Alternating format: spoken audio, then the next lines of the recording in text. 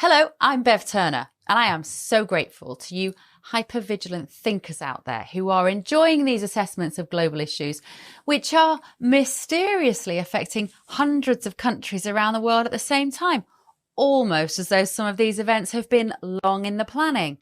Anyway, I, for one, need this space to get this stuff off my chest, because doesn't it feel right now that so many technological, financial and social changes, which were crazy rumours only a short while ago, are now suddenly racing towards us, smacking us in the face daily? The future is quite literally hurtling in our direction. It's like whack-a-mole, trying to keep each new threat down. Although I personally feel there is some hope that President Trump in Washington might just be the hammer that we need to kill the pack of privacy devouring rats nibbling at the edges of humanity. I remind you of the words of then Digital Minister Matt Hancock in 2017 in the UK. This was long before he became the COVID pandemic circus master here. And he was introducing the World Economic Forum president and textbook baddie Klaus Schwab onto stage to deliver a speech on the fourth industrial revolution. And Hancock said, with a touch of libidinous glee, "If you don't like change, I have bad news for you." He wasn't freaking kidding, was he? Bizarrely, even though it was written all over the government website, you couldn't even mention the fourth industrial revolution without people laughing into their sleeves about this conspiracy nonsense. Any mention on social media would see you get a strike or a ban, almost as if there were forces beyond our comprehension ready to quell such irresponsible, critical thinking. So much has changed since Hancock launched this WEF initiative of tech innovation and control. But like slowly boiled frogs who swim around until they slowly die, we have barely noticed the QR code ordering, self-checkout face filming, cash eradication, and free speech suppression. If the government had turned up the heat too quickly, like the proverbial frogs, we would have leapt out of the tank going, we are freaking not having any of that.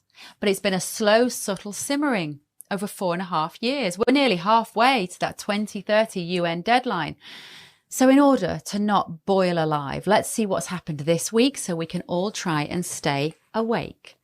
Right, straight off the bat, the COP29 UN, them again, climate change conference, global leaders gathering to swap ideas about saving the planet, all from the goodness of their hearts and not because there is immense money to be made and control to be had, of course. Well, Mukhtar Babayev, the president of COP, came out this week and slam dunked another conspiracy theory into the back of the net by writing in the Guardian newspaper, always the left-wingers, isn't it, that the climate crisis must be treated with the same urgency as COVID was. He says that with COVID-19, advanced economies marshalled $8 trillion over the course of just 48 months to support their citizens and businesses. The challenge of the day was met, he says, and we must treat climate change with the same urgency. Is he completely mad? Have these people learnt nothing? All of the global financial dire straits in which we now struggle are because of that $8 trillion found down the back of the sofa or freshly printed to hand out to people drinking rosé in the garden at midday. Rather enjoying the climate change, if I might add. We have today rampant inflation, subsequent high interest rates, a record number of people unemployed, unprecedented hospitality establishments closing down, all because there was a needless global panic. Let's not have another. In spring 2020, people in the oil and gas industry were saying quietly, of course, it was the pandemic, you weren't actually allowed to say what you really thought. These guys were saying that the UN, the WEF, even the World Health Organization were already crossing their fingers in anticipation of eco-lockdowns in the future. I did not believe those fearmongers at the time. What a load of bollocks, I thought. Nobody would ever agree not to drive their car just because the government tells them they've used too much diesel this week. The good old days of ignorant bliss. But sure enough, the zeal with which certain vested interests wanted us locked up for flew with a marketing campaign are now weaponising the BBC's favourite topic, the climate crisis with a nudge nudge here and a nudge nudge there. And remember, Italy's vaccine passport wasn't a health pass or a COVID certificate. Italy just missed out the middleman. They went straight for the green pass on day one. This digital pass was needed to access restaurants, bars, museums, other public venues, of course. Why did they call it green? That's not about health. Let's be honest, none of it was ever about health. The green pass was quite clearly a stepping stone to killing two birds with one stone, or two freedoms with one pass. Over at COP, authoritarian leading power trippers are using the very same tactics for climate change as we saw with COVID. The moral panic, the urgent calls to action, the end is nigh predictions, the finger pointing at anyone who dares to question the one-sided narrative. And fear, yet again, is their weapon. We've got a whole generation of children going to bed at night having nightmares about rising sea levels and sweating polar bears. Just like you'll kill granny, now it's you'll kill yourself and all your mates if you don't force mummy and daddy to buy an electric car or dare to think about taking 2 overseas holidays a year. And under this pressure, this horrible, metastasizing, endless reiteration of imminent death, the next generation will happily give up their basic freedoms. Who wouldn't? But let's pull some threads together here. Because while we're all looking at the UN COP willy-waving jamboree, something even more sinister is happening right under our noses here. And organisations such as the superb London-based Big Brother Watch are screaming into the void about the dangers of facial recognition technology, which is being normalised without any public debate or scrutiny. Facial recognition, as we walk down the street, is a massive invasion of our privacy. Big Brother Watch explain that the police and private companies in the UK are increasingly using facial recognition technology to monitor, categorise and track us. The technology works by creating a face print of everyone who passes in front of the camera, processing biometric data as sensitive as a fingerprint, often without our knowledge or consent. This dangerously authoritarian surveillance is a threat to our privacy and freedoms, they say. It has no place on the streets of Britain. Which brings us nicely onto events in Australia, where social media is about to become illegal to anyone under 16. Here they are discussing it at the interestingly named Senate of the Environment and Communications Legislation Committee. Of course, if you're testing to see if someone's 13 or 14 or 15 or 16, you're also testing to see, by definition, if they're 16 plus. So if there's going to be age verification, everybody is going to have to go through an age verification process, won't they? Sure. Yes. Yes. So this isn't just about the privacy or collecting data about kids. This is literally everybody accessing social media. That's how it has to work, isn't it? Yes. Senator Shoebridge, you just used the term age verification. You may not have been in the room when we had a discussion about the distinction between age verification and age assurance. This is an age assurance trial. This is, if you're going to have age assurance for kids 13, 14, 15 or 16, testing, if they're that age, you're testing everyone's age and you're doing it at that level of age assurance. And that has privacy and data protection implications for literally everybody accessing social media, doesn't it? Yes, and that's one of the reasons why we've commissioned consumer research to look at consumer willingness and particular aspects that are important to them. That was Senator Jenny McAllister, the Minister for Emergency Management, explaining how online identity will, arguably, some would say, become mandatory. And guess what Jenny's background is? Until July of this year, she was Assistant Minister for Climate Change and Energy. Amazing, isn't it?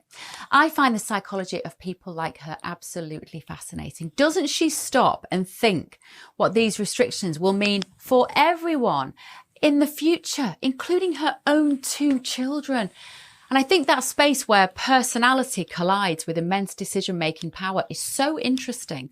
It's actually one of the reasons why committees are a good thing, so that rampant authoritarians don't get to scribble on a pad and mess with their phones or answer in whispers until all of our freedoms are signed away. I once had a chat with a media personality who was hugely in favour of nobody having anonymity online, and eventually confessed, after I'd given them a bit of grilling, that she wanted to know if her own husband looked at porn online. Anyway, I digress. How will Australia test your age to go on social media or other websites for adults? See above anecdote. They're not going to trust you to punch in your birth date. They're going to scan your face. AI assessing through your camera phone whether you have enough wrinkles to be over 16 or not. Your face, and therefore your name and address, is then tied to whatever you watch or say online. Just think how utterly transforming that would be to your use of the internet. All of this, the Green Pass, the push for climate lockdowns, the expansion of surveillance technology, it's all part of this bigger picture. The Great Reset, the Fourth Industrial Revolution, whatever you want to call it, we are in it. A concerted effort to reshape our society, and not, you might agree, for the better. Just like COVID, the climate crisis, the social media crisis are just Trojan horses ushering in a new era of control and restrictions. And once you're in that digital prison, there will be no exit ramp. The problem is, will we comply? I love X. I love YouTube. I love Instagram. But do I love these means of communication enough to surrender my privacy so completely? Especially when I might be saying or researching topics that the government of the day deem mal-information. Honestly, I don't know what I will do when that day comes, and I would love to hear your thoughts in the comments below. Look, we know the playbook. We're seeing how the COVID story is starting to disintegrate under scrutiny. We've seen how the lockdowns caused more harm than good. I like to think we wouldn't fall for the same tricks again, but millions did before, and maybe they will now. Millions of people are currently standing idly by while a surveillance state is built around us. We must still question everything we hear from the establishment media. We need to fearlessly bring these issues up in conversation. We need to support organisations by Big Brother Watch and the Together Declaration in the UK that are fighting against the expansion of surveillance technology. Make your voice heard in local council meetings when they try to implement new green policies that infringe on your freedoms. It's okay to say, I don't want a low traffic neighbourhood. And for heaven's sake, do not comply with any attempts to implement climate lockdowns or carbon rationing. Remember, we are many and they are few. When we stand together, we are an unstoppable force. They may have the establishment media, the tech giants, and the political elites on their side, but we have something far more powerful, the truth.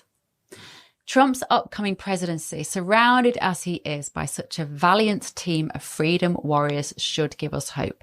Robert Kennedy on health, Tulsi Gabbard on defence, Elon Musk on free speech, Vivek Ramaswamy on civil liberties. It really is the dream freedom team.